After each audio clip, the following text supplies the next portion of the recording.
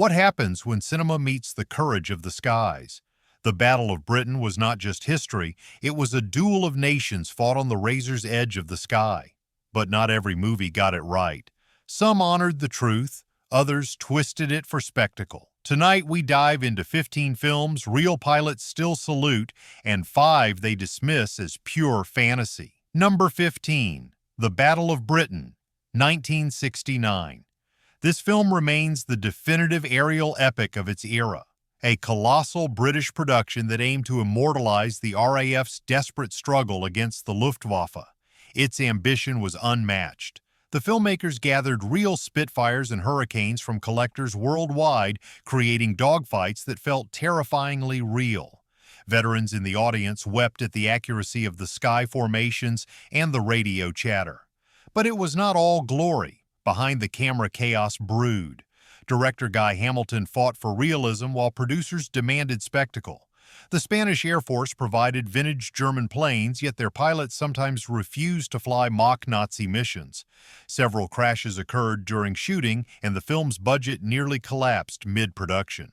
Critics admired its authenticity, but some complained it lacked human focus. For veterans, though, that was the point. The pilots were cogs in a vast machine of fate.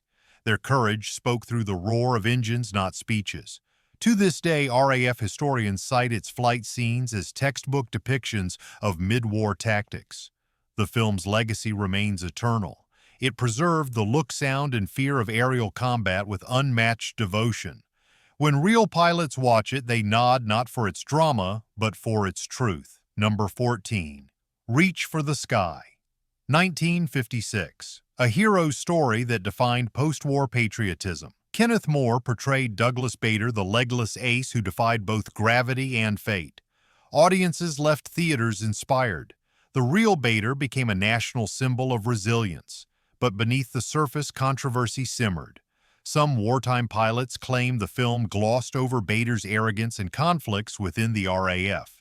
He was brave, yes, but also divisive.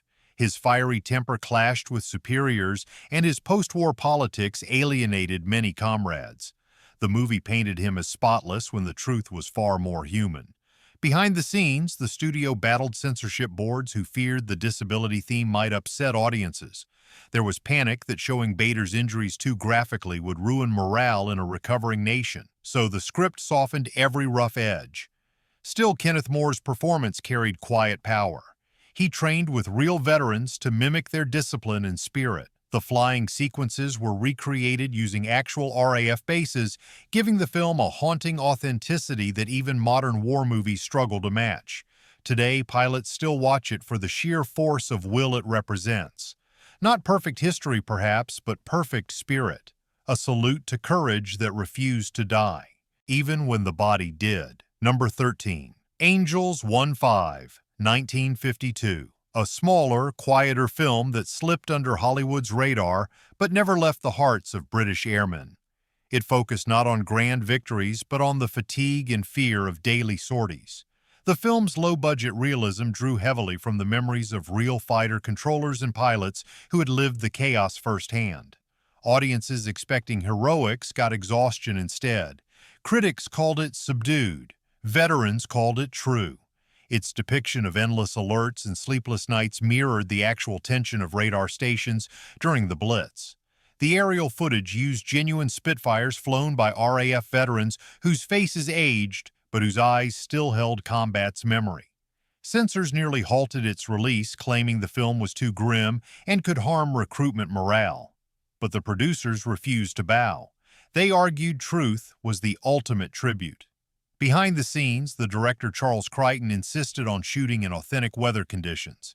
He made his crew wait days for overcast skies to match the real atmosphere of wartime England. It tested patience and budget, but the result was hauntingly beautiful. Today, Angels 1-5 is remembered not for spectacle, but for honesty. A reminder that bravery is not always loud. Sometimes it is the quiet endurance of men who simply keep flying into gray. Number 12. Malta Story, 1953. Malta Story arrived as a blend of drama and documentary.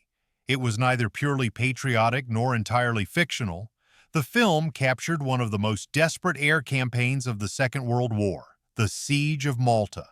The island stood alone in the Mediterranean sky, a small rock battered by endless Luftwaffe waves. To British airmen who lived through it, Malta was purgatory in sunlight. The movie followed a reconnaissance pilot portrayed by Alec Guinness, a quiet man trapped in a storm of duty and exhaustion. His mission to photograph enemy convoys and save the starving island seemed simple, but each flight was a death sentence. The film showed the fragility of those odds where every gallon of fuel mattered and every mission could be the last. Critics of the time dismissed it as too subdued, but veterans knew why. Malta was not glamour. It was survival.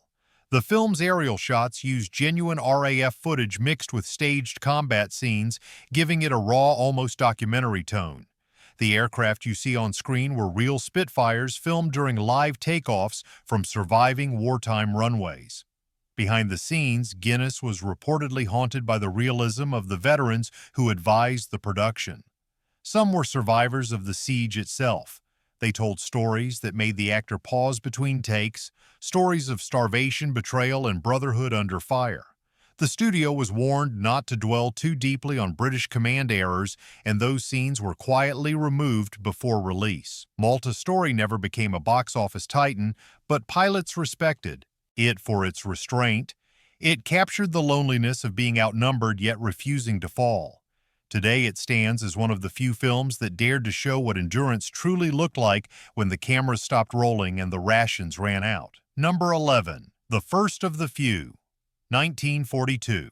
Released during wartime itself, The First of the Few was not a reflection of history, it was part of it. Made while bombs still fell on London, it honored R.J. Mitchell, the engineer behind the Spitfire. Leslie Howard, who starred and directed, portrayed Mitchell as a man racing against his own failing body to design the plane that would save Britain. The film served two purposes: inspire the home front and immortalize the birth of an icon.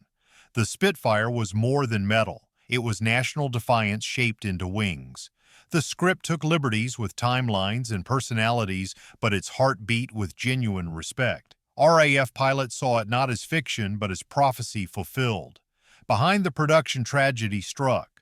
Leslie Howard's plane was shot down by German fighters a year after the film's release. Some believed he was targeted because of the film's patriotic message. Others claimed he was on a secret diplomatic mission. Whatever the truth, his death cast an eerie glow over the movie. The Ministry of Information monitored the script closely, ensuring nothing sensitive leaked. Yet Howard slipped in poetic defiance. Lines that celebrated freedom and innovation even under tyranny. The final sequence showing the first Spitfire soaring was filmed using real prototype footage hidden from the public before the war. Critics may call it propaganda today, but pilots revere it as living memory, a film made by those who still heard the sirens. Every frame feels like it carries the echo of a real heartbeat from a nation that refused to give in. Number 10. Hurricane. 2018. Hurricane arrived with a mission to restore the honor of the Polish 303 Squadron, one of the most lethal and overlooked units of the Battle of Britain. For decades, their story had been buried beneath politics, wartime prejudice, and simplified narratives.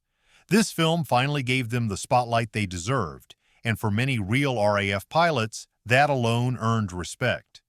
The movie follows Polish flyers navigating not only the terror of Luftwaffe attacks, but also the frustration of being dismissed and underestimated by British command.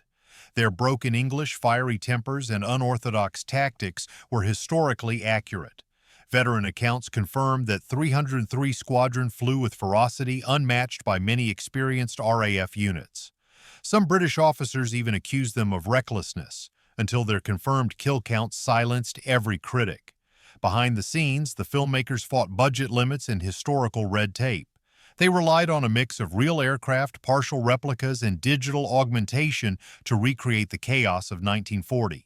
Several aviation historians served as advisors, ensuring that cockpit details, squadron markings, and tactical formations reflected real Polish methodology rather than Hollywood flair.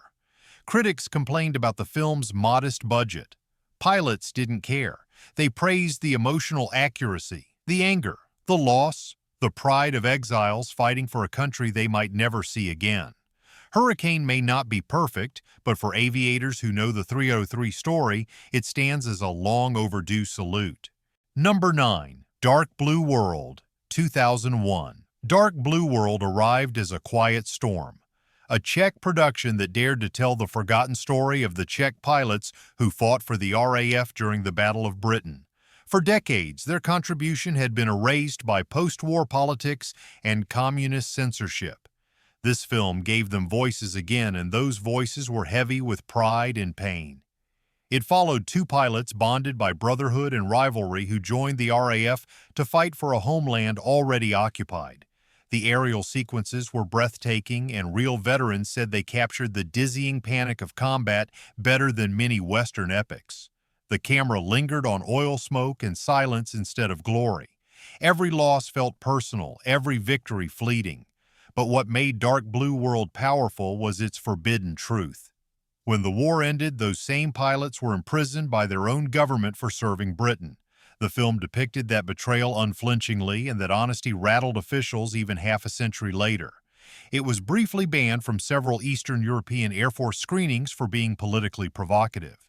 Behind the scenes, director Jan Sverák used real vintage aircraft and blended them with restored footage from the 1969 Battle of Britain film.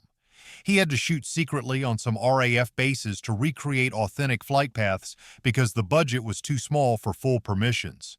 His father, the screenwriter, was one of those who had lived through the communist purges. Dark Blue World remains a monument to those airmen who fought tyranny twice, once in the sky and again in silence. Pilots salute it not just for realism, but for justice long delayed. Number 8. The Way to the Stars, 1945. The Way to the Stars was a wartime film about what it meant to lose friends slowly, day after day. Released while the war still raged, it was both a love letter and a eulogy to RAF Bomber Command and fighter squadrons. It did not glorify death. It embraced absence. The empty chair, the quiet base, the echo of laughter that had stopped. The story centered on an airfield in England shared by British and American crews. We watched men arrive, grow close, and vanish in flame or smoke. The tone was restrained, poetic, almost mournful. No propaganda speeches, no staged heroics, just quiet endurance under endless loss. Censors hesitated to approve it, fearing it might depress morale. But the ministry relented after. Real pilots supported the script, calling it honest. It became one of the first war films to treat death not as spectacle, but as inevitable consequence. Behind the production, many extras were serving RAF personnel on temporary leave. They wore their actual uniforms. Some never returned after filming, their faces now preserved forever in celluloid. The dialogue came from personal diaries of pilots collected by the writer Terence Rattigan, who had served as an air gunner. He wrote from experience, not imagination. That authenticity made the film sacred to veterans. The Way to the Stars endures as one of the few films that captured how war ends, not with triumph, but with silence. It is still screened on RAF bases as a lesson in grace under grief. Number 7. 633 Squadron, 1964. 633. Squadron was pure adrenaline when it hit cinemas. The first major aerial action movie shot in widescreen color and full-throttle spectacle. It followed an RAF Mosquito squadron tasked with destroying a Nazi rocket fuel plant hidden in a Norwegian fjord. The story roared like engines at takeoff, fast, furious, unapologetic. Audiences loved it. Real pilots loved the Mosquito. Yet critics sneered, calling it unrealistic pulp fiction. The flying scenes, though, were revolutionary. The film used real aircraft flying through actual mountain passes. No models, no trick shots.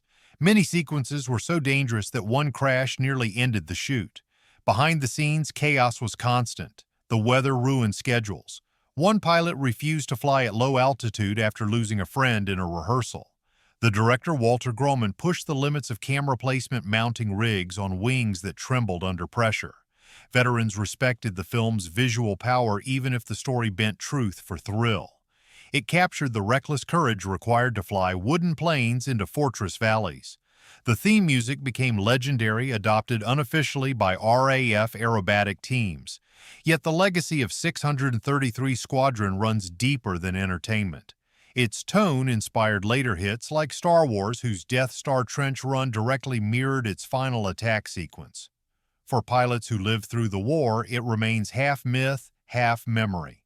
A film that got the emotion right, even if not every fact. A hymn to the sound of engines that never truly stopped echoing. Number 6. The One That Got Away, 1957. The One That Got Away stands apart from nearly every other Battle of Britain-era film because it did not follow an RAF hero. Instead, it told the story of a German pilot who escaped British captivity and almost made it home. The film starred Hardy Kruger himself, a former Luftwaffe soldier who brought eerie realism to his role. It was based on the real life of Franz von Vera, the only German prisoner of war to successfully escape from Allied custody and return to Germany. That alone made the film controversial. British veterans admired its honesty, but others questioned why such sympathy should be given to an enemy flyer.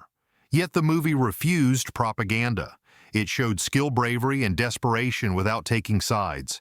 The film's tension built through silence, not glory. Kruger's performance was cold, precise, and oddly human. The escape scenes used real RAF bases and aircraft with guards and airmen played by actual veterans of the Battle of Britain. Many of them admitted they had once chased men just like him through hedgerows. Behind the scenes, there were whispers that the government considered limiting its distribution. Officials worried that showing a German as intelligent and heroic might offend families who lost loved ones to the Blitz. But the studio stood firm, claiming truth demanded balance. Over time, the film earned a strange respect among pilots. It revealed that courage wore many uniforms. The enemy could be brave too.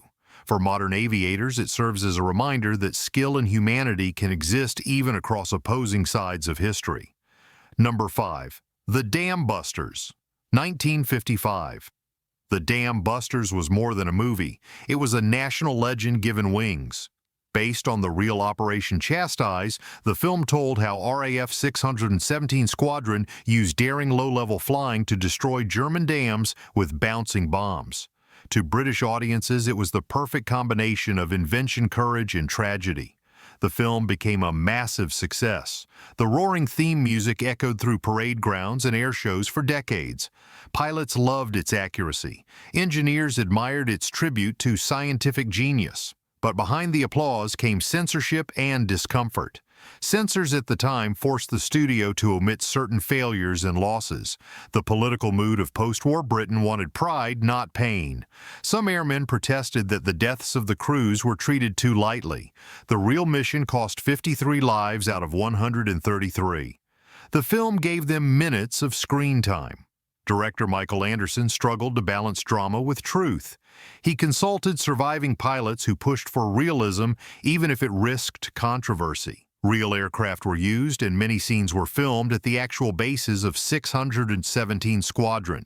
Crews endured freezing water and sleepless nights to simulate the training conditions of the real raid. Today, the Dam Busters stands as both triumph and elegy. It immortalized the precision and madness of flying at 60 feet under searchlights. For every pilot who salutes it, another feels the ache of loss beneath the music. Yet all agree it captured the spirit of audacity that defined the RAF. Number 4. Dangerous Moonlight, 1941. Dangerous Moonlight is often remembered for its famous Warsaw Concerto, but real pilots quietly respect it for another reason. It captures the fractured, restless heart of a fighter pilot caught between two worlds. Though not a traditional action film, its Battle of Britain sequences are rooted in lived experience. Many of the aerial scenes were filmed with actual RAF pilots who had survived the worst months of 1940, lending the film a subtle authenticity often missed by casual viewers. The story follows Stefan Radetzky, a Polish pianist turned fighter pilot whose memories of home collide with the brutality of the air war over Britain. Pilots admire how the film shows the emotional weight of exile, men who fought not only for Britain, but for a country already occupied. This was the reality for hundreds of foreign aces who joined the RAF, especially the Polish and Czech squadrons. Behind the scenes, wartime restrictions forced the crew to film on active bases, often pausing production during real scrambles. Several extras were serving airmen. One reportedly died in combat only weeks after filming his scenes. Dangerous Moonlight may be romantic, but beneath the music lies a quiet truth pilots recognize. Battling in the sky was only half the war. The other half lived inside the men who flew. Number 3. First Light. 2010. First Light is one of the quietest Battle of Britain films ever made and one of the most respected among real RAF pilots. Based on the memoir of Geoffrey Wellham, the youngest Spitfire pilot to fight in 1940, the film captures something few big productions ever manage: what it felt like to be 19 years old and thrown into the sky to defend a nation running out of time. There is no Hollywood polish, no inflated heroism, no dramatic speeches. Just a young man aging decades and months as combat strips away every illusion he ever had about glory. The film's power lies in its restraint. It shows the long silences in the ready room, the sting of engine oil, the shaking hands after combat, and the exhaustion so deep it settles into the bones. Behind the scenes, the filmmakers fought hard for authenticity. They secured access to real Spitfires and Hurricanes, filming them over the same coastline Wellham once flew. Flight choreography was supervised by warbird pilots who insisted on correct tactics, correct attack angles, and the correct feel of 1940 engagements: no impossible turns, no physics-defying dives. Even the radio chatter was modeled on Wellham's original notes. What pilots respect most is the emotional truth. First Light shows the Battle of Britain not as an epic clash of nations, but as a personal crucible for boys suddenly asked to be men. It honors the fear, the courage, the trauma, and the loneliness without myth-making or exaggeration. Veterans have called it the most accurate portrayal of a fighter pilot's inner world. For modern aviators, First Light stands as a reminder that behind every legend in the sky was a teenager who simply refused to give up. Number 2. Dunkirk. 2017. Christopher Nolan's Dunkirk divided historians but united aviators. Though it's centered on evacuation rather than direct dogfights, its aerial sequences stunned real pilots. Nolan rejected computer imagery, choosing to mount IMAX cameras inside restored Spitfires and fly them for real. The result was dizzying immersion. The audience could feel every vibration of the cockpit. Pilots admired the authenticity of angles, the roar of the Merlin engine, and the limited fuel gauge tension that mirrored their own wartime experiences. Tom Hardy's silent fighter became an emblem of sacrifice, gliding on fumes while protecting the helpless below. Critics argued the film bent geography and history for suspense, but veterans forgave that. They said Dunkirk captured the emotional truth, the claustrophobia, the dread, and the weight of decision when seconds meant survival or death. Behind the scenes, production nearly collapsed under logistics.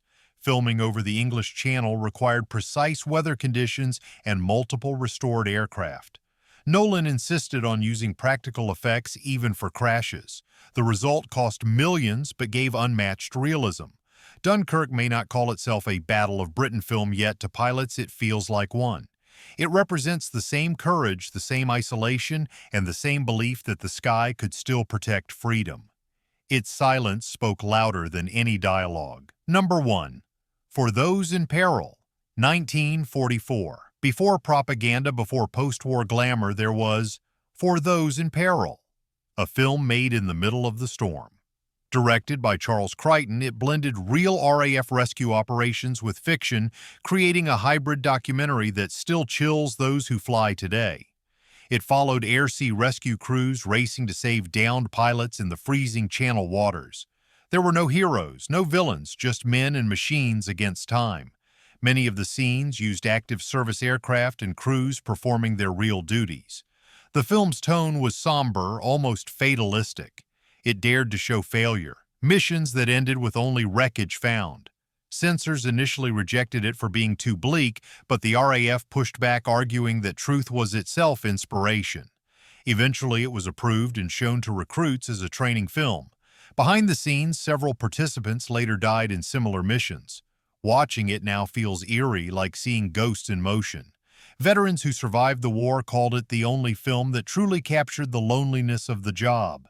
The silence over radio, the endless sea, and the faint hope of spotting a survivor before nightfall.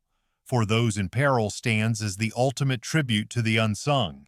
It reminds every pilot that heroism is not about victory. It is about refusing to look away when others fall. Now the 5 films pilots do not respect. Number 5. Red Tails, 2012. Though meant to honor the Tuskegee Airmen, many veterans criticized Red Tails for trading accuracy for spectacle. Dogfights looked like arcade games, physics ignored realism, and dialogue felt artificial. RAF and USAF veterans called it a missed opportunity. Behind the scenes, George Lucas funded it personally after studios rejected the project, but heavy digital effects and simplified characters alienated those who lived real aerial war. Pilots felt it turned history into fantasy, losing the human depth it sought to honor. Number 4. Pearl Harbor, 2001. Pilots from every generation dismissed Pearl Harbor as emotional fiction wrapped in explosions. The aerial battles looked impressive, but experts laughed at impossible maneuvers and fuel-defying chases. Veterans said it insulted history by turning tragedy into romance. Behind the glitter stood a massive budget and minimal realism. Even flight instructors said the sequences ignored gravity, wind, and combat physics. To pilots, truth matters, and Pearl Harbor simply never touched it. Number 3. Flyboys, 2006. Flyboys tried to capture World War I aviation, but pilots across generations mocked its absurd flight scenes and cartoon physics. The film ignored the real tactics of dogfighting and turned fragile biplanes into stunt machines. The production had good intentions, yet no discipline. Real aviators said it looked like a video game. It failed to honor the danger and courage of early flyers, replacing history with spectacle. Number 2. Battle of the V1, 1958. While meant as a patriotic thriller, the film exaggerated RAF missions beyond recognition. Veterans called it shallow melodrama. The technology was wrong, the flight sequences staged poorly, and even the uniforms inaccurate. The story itself twisted events until pilots barely recognized what it portrayed. For those who served, the film felt careless with truth and careless with memory. Number 1. Sky Bandits, 1986. Sky Bandits promised high adventure but delivered absurdity.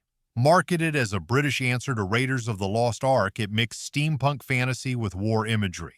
Pilots groaned at impossible planes, nonsensical weapons, and dialogue that mocked real airmen. Its failure was swift and deserved. No realism, no respect. Veterans refused to watch beyond the first reel.